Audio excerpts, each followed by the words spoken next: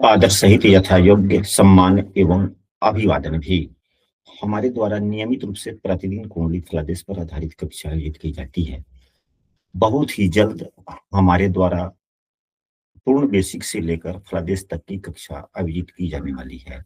यदि आप उस कक्षा में शामिल होना चाहते हैं तो स्क्रीन पर दिख रहे नंबर पर व्हाट्सएप पर कक्षा में शामिल हो सकते हैं। साथ ही यदि आपने अभी तक अपने इस चैनल को सब्सक्राइब नहीं किया है तो सब्सक्राइब अवश्य कर लें। और आइए चलते हैं, अब आज की विषय वस्तु शुरू करते हैं। हम लोग प्रतिदिन वर्ग कुंडलियों पर आधारित कक्षा आयोजित करते हैं। आज की कक्षा में लाभ होरा कुंडली हम लोग कैसे बनाते हैं, इसकी कक्षा तो पहले हो चुकी है। आज यह हमारी हम लोगों की तीसरी कक्षा है। इसमें भी हम लोग कुछ समझने का प्रयास करेंगे। हम लोगों ने पूर्व में यह पढ़ा है कि वर्ग कुंडली चाहे कोई भी हो, अगर कुंडली में कोई अच्छे योग बनते हैं, तो वह उस क्षेत्र में वह प्रभावी होता है। इस उदाहरण कुंडली में केंद्र में शनिदेव अपने उच्च राशि में है। केंद्र में शनिदेव अपने उच्च राशि में है। तो जब केंद्र में शनिदेव अपने स्वराशि या उच्च राशि के होते हैं तो पंच महापुरुष योग में एक सस योग का निर्माण होता है, जो अच्छा होता है, जो संपन्नता की तरफ इशारा करता है। तो यह जिस व्यक्ति की कुंडली है उन्हें जीवन में अपने धन या चौथे भाव में सस योग बना। तो जब भी इनकी शनि की दशाएं चली होंगी तो आय के स्रोत चाहे जो भी रहे होंगे, जितने ही रहे होंगे, धन इकट्ठा करना या धन से खर्च करना बड़ा एक सुखद अनुभव मिला होगा देखने को, या अपने से धन को कमाना और उस धन का अपने से खर्च करना, और कमाने और खर्च करने में जो एक सुखद अनुभूति होती है, वह सुखद अनुभूति इनके जीवन में देखने को मिलता है और मिली होगी। यहाँ पर ये बातें हैं। अब दूसरे भाव वैसे 11वें भाव में यदि देव गुरु बृहस्पति होते हैं, 11वां भाव क्या है? आय का भाव होता है। 11वें भाव में देव गुरु बृहस्पति होते हैं तो यह धन संपदा के आय के कारक भी हैं। आय के कारक राशि भद्र की राशि में हो, यहाँ पर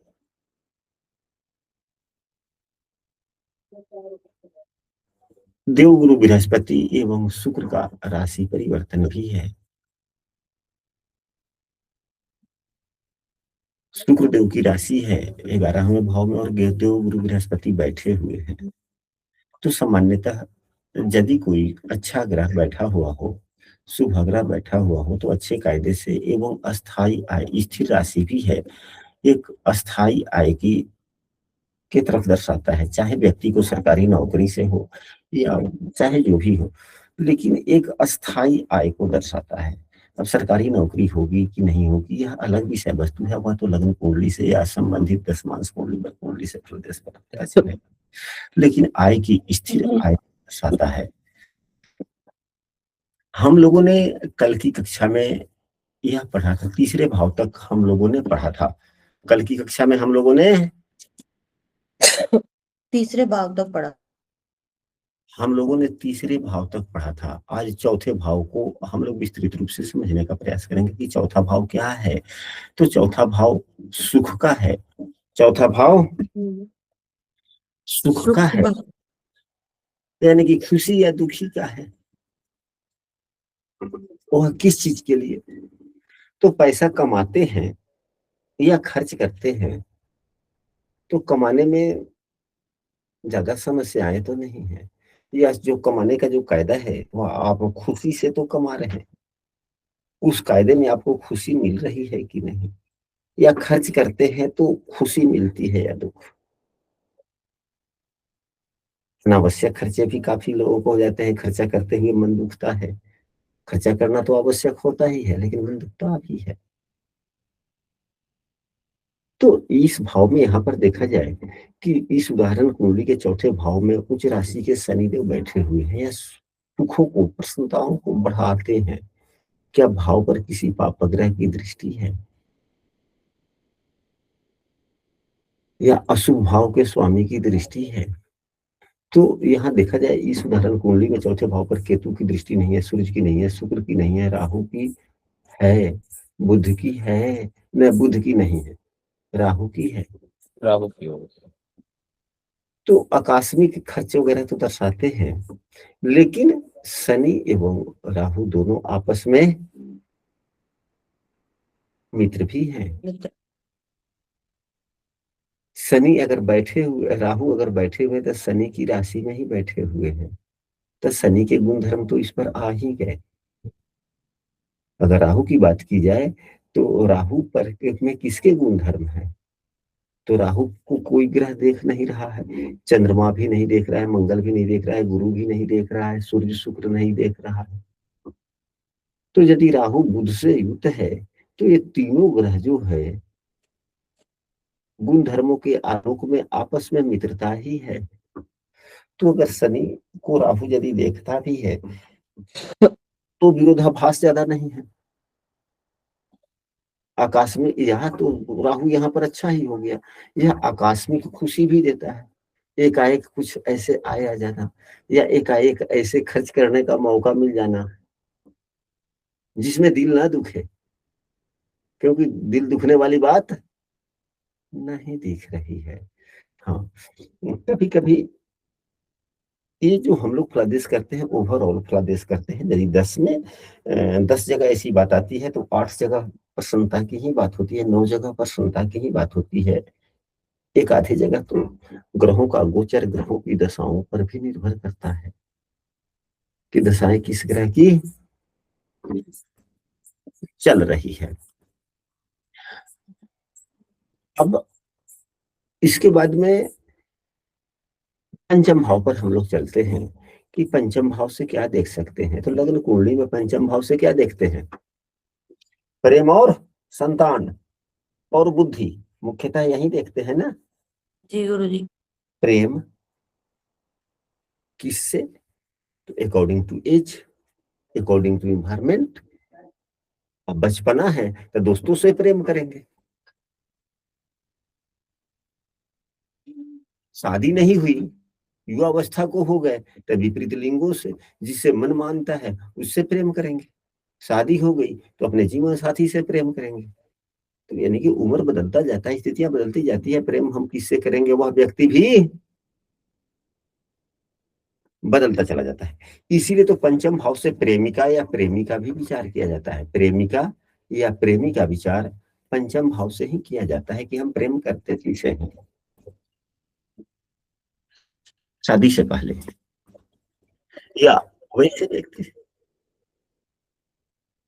चलिए, तो हम लोगों ने देखा समझा पूर्व से कि पंचम भाव से हम अपने संतान, हम अपनी बुद्धि, अपने प्रेमी, अपने ज्ञान की बात करते हैं, चर्चा करते हैं, देखने का प्रयास करते हैं। ठीक यही चीज इस उदाहरण होरा कुंडली के पंचम भाव पर भी लागू होता है। तो बुद्धि, तो यह तो धन की कुंडली है, धन कमाना, यानी कि धन की स्थिति क्या है। तो धन के कमाने के लिए बुद्धि हमारी कैसी होगी, बुद्धि के तरीके कैसे होंगे? सोच समझ कर खर्च करने वाला। और क्या है यह संतान, संतान का भी संबंध आ गया। जी गुरु जी।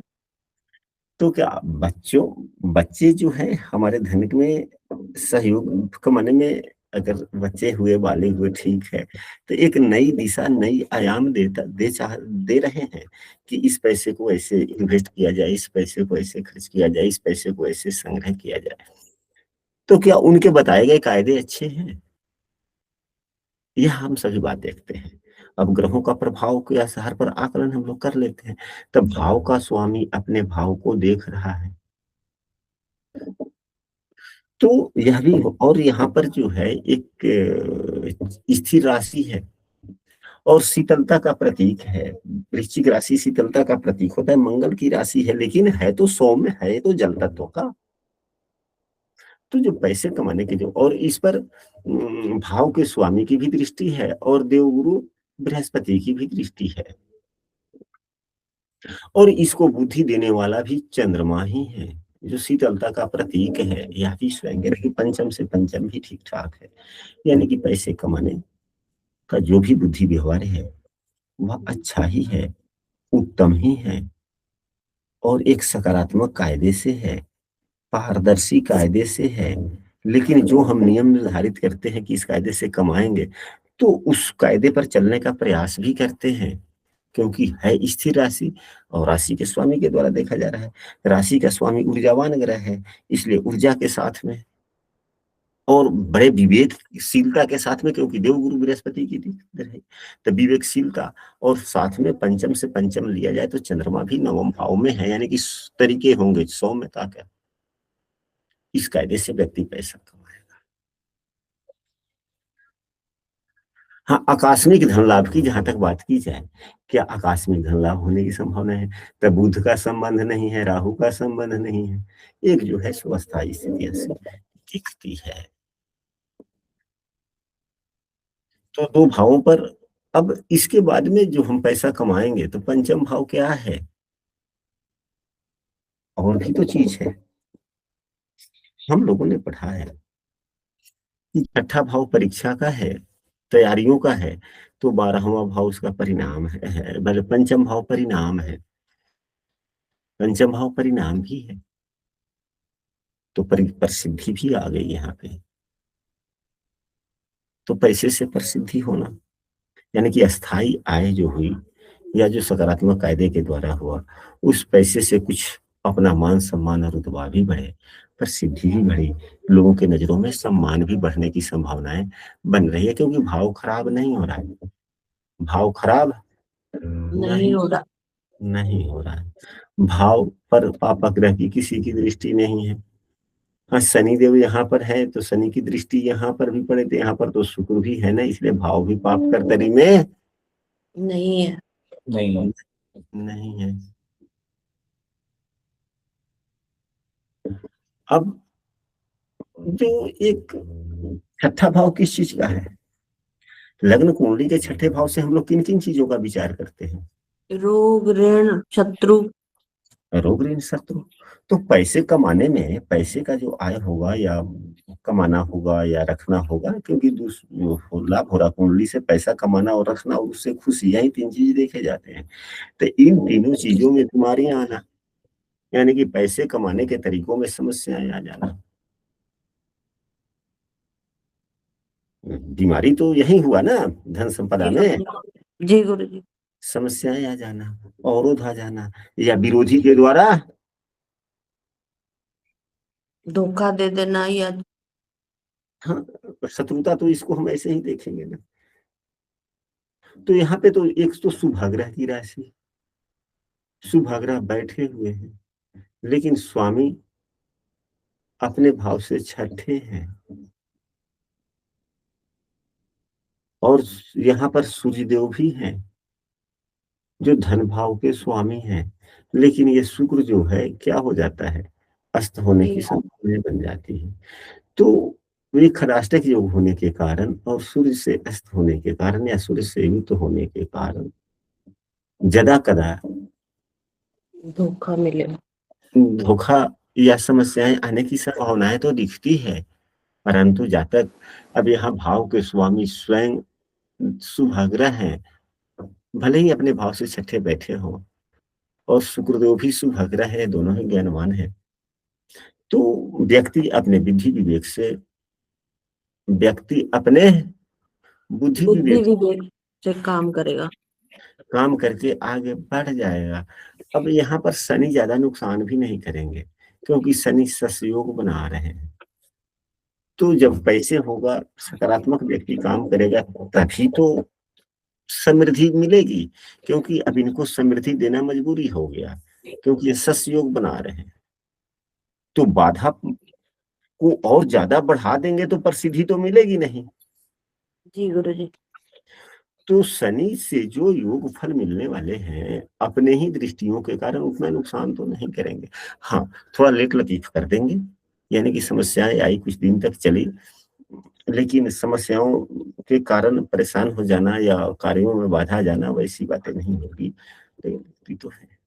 गुरुजी, जी इसमें शुक्र और गुरु का तो एक्सचेंज राशि परिवर्तन है, और शश योग जो शनि देख रहा है, तो ये अपनी परेशानियां तो आएंगी क्योंकि षडाष्टक बन गया हाँ अपनी राशि से, पर ये है अपने मेहनत से, क्योंकि ये अपने से छठा है, तो अपनी मेहनत और अपने परिश्रम और अपने साहस से, और मतलब एक्स्ट्रा एफर्ट करके उससे मतलब कंपटीशन को मतलब खत्म करके मतलब सफलता ही प्राप्त करेंगे। हाँ, सफलता प्राप्त करने के चांस बनते हैं। यानी कि 10 में 9, 10 में 8, जी, 10 जगह अगर समस्याएं आ रही तो 8 जगह तो व्यक्ति स्वयं निकल ही जाएगा। क्योंकि एक शुक्र एक विवेकशीलता भी इनसे राशि परिवर्तन में आती है, तो अपनी बुद्धि का अच्छा यूज करके हाँ परेशानियों जी, को निकलेंगे हाँ वहां से। जी, हाँ जी, हाँ जी हाँ गुरु। जी।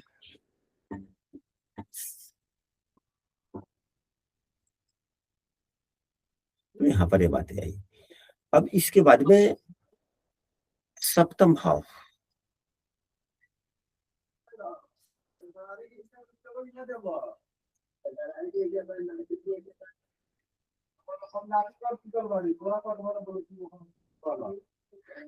तो अब चौथे भाव को हम लोगों ने समझा, पंचम भाव को हम लोगों ने समझा, अब छठे भाव पर की भी हम लोगों ने समझ लिया। सातवां भाव किस चीज का है? लग्न कुंडली में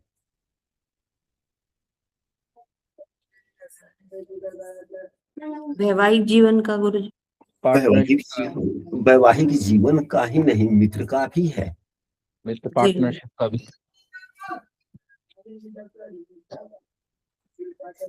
पार्टनरशिप का भी है।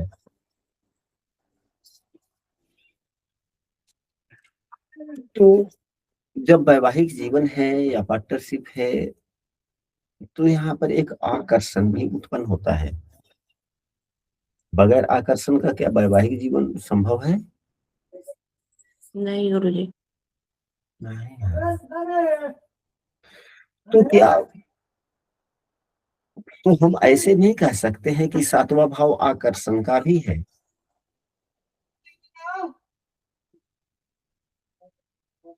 तो धन कमाने के लिए व्यक्ति की एक आकर्षण जो होनी चाहिए, प्रेरणा।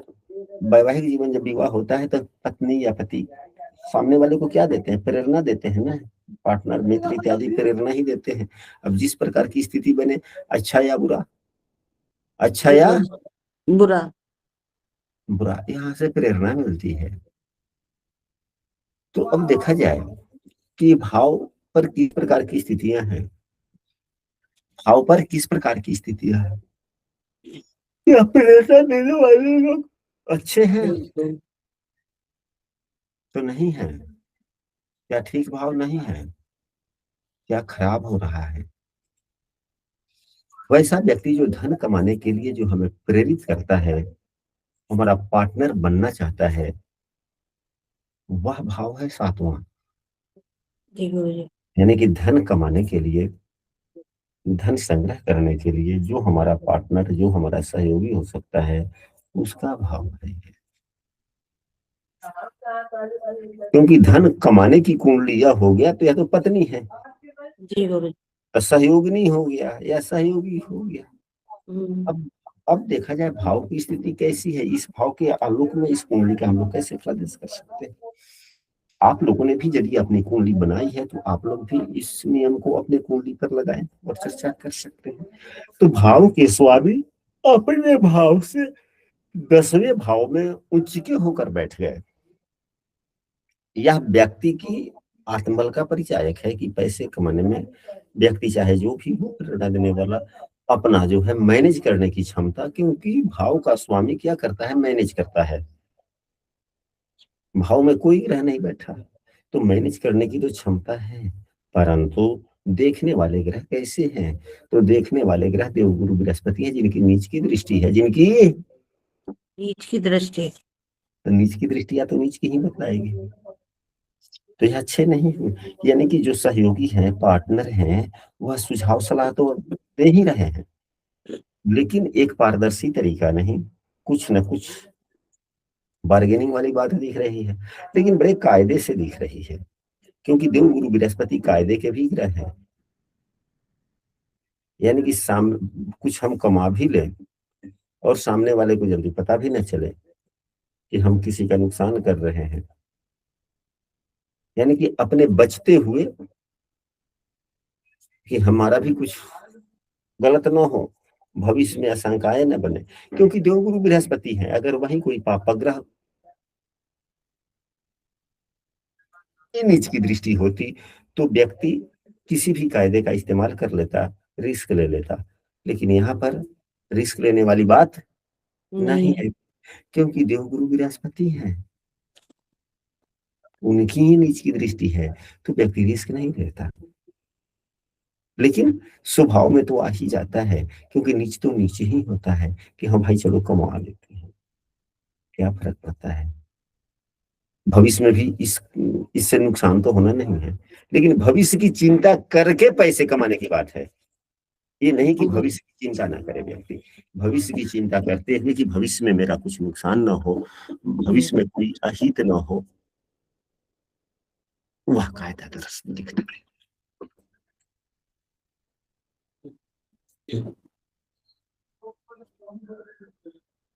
अब यहाँ पर 8वां भाव किस चीज का है, तो 8वां भाव से लग्न कुंडली में हम लोग वसीयत का धन देखते हैं। 8वें भाव से वसीयत का धन देखते हैं। 8वें भाव से वसीयत का धन देखते हैं। तो 8वें भाव में जो ग्रह बैठे हुए हैं वह क्या है, वह अच्छे स्थिति में है। 8वें भाव के स्वामी भी अपने भाव से शुभ भाव में है, यानी कि अपने भाव से 9वें भाव में है। भाव में बुधदेव बैठे हुए हैं जो भावेश के मित्र हैं, साथ में जो राहु भी है वह भी इन्हीं लोगों के आपस के मित्र हैं। तो ऐसा कहा जा सकता है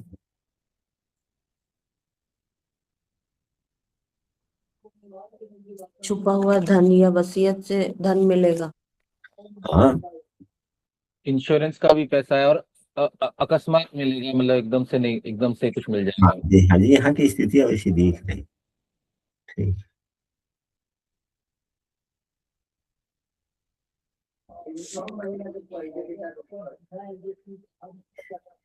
नवम भाव धर्म का होता है, नवम भाव पूजा पाठ का होता है।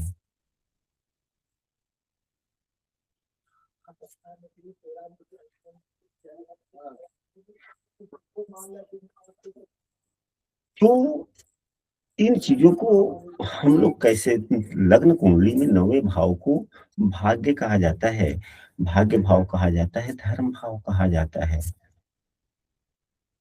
तो क्या धन कमाने में या धन अर्जन करने में, धन बढ़ाने में क्या हमारा भाग्य साथ देगा, दे रहा है या नहीं? तो 9वें भाव को देखा जाए, यहाँ पर देवगुरु बृहस्पति की राशि भी है और उसमें चंद्रमा बैठे हुए हैं, चंद्रमा लग्नेश भी है। इस लाभ हो रहा कुंडली का और संयोग से लग्न कुंडली का भी लग्नेश चंद्रमा ही है, और यह चंद्रमा भाग्य भाव में बैठ गया। तो अक्सर हम ऐसा पा सकते हैं कि व्यक्ति जब भी धन की बात आती है कमाने की, सरकारी नौकरी के तो एक स्थिर आय होते हैं, ज्यादा कदा उनमें कुछ अलग से आय होने की संभावनाएं बनती है। यदि व्यवसाय भी हो तो व्यक्ति के का भाग्य धन कमाने में, यदि 9वां भाव शुभ हो, अच्छी स्थिति हो, 9वां भाव पर कोई खराब पापग्रहों की स्थिति युति ना हो, तो भाग्य साथ देता है, भाग्य भी साथ देता है, जो इस उदाहरण कुंडली में देखने को मिल रहा है। हम आशा करते हैं कि यह जो हम लोगों ने चौथे भाव से लेकर 9वें भाव तक का जो हमने फलादेश किया, यह जिस व्यक्ति की कुंडली है कक्षा में उपस्थिति की है, वह बोले सिर्फ प्रतिशत पर ही बोले कि कितने प्रतिशत उनके जीवन पर ये बातें प्रभावी हो रही है। गुरुजी 100%। अच्छा, अन्य व्यक्ति जिन्होंने अपनी अपनी लाभ हो रहा कुंडली बनाई है, इन सूत्रों को आप लोग अपने अपने कुंडली पर लगाए हैं क्या? जो विषय वस्तु हम लोगों ने पढ़ा, क्या आप लोगों के भी जीवन पर उस प्रकार प्रभावी हो रहा है या नहीं हो रहा है?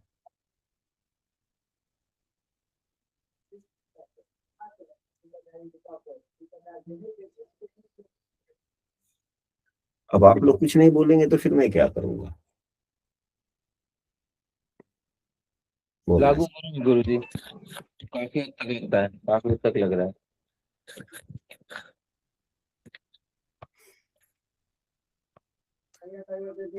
आचार्य जी, अगर लाभ हो रहा कुंडली में शनि मंगल लग्न में बैठे हो और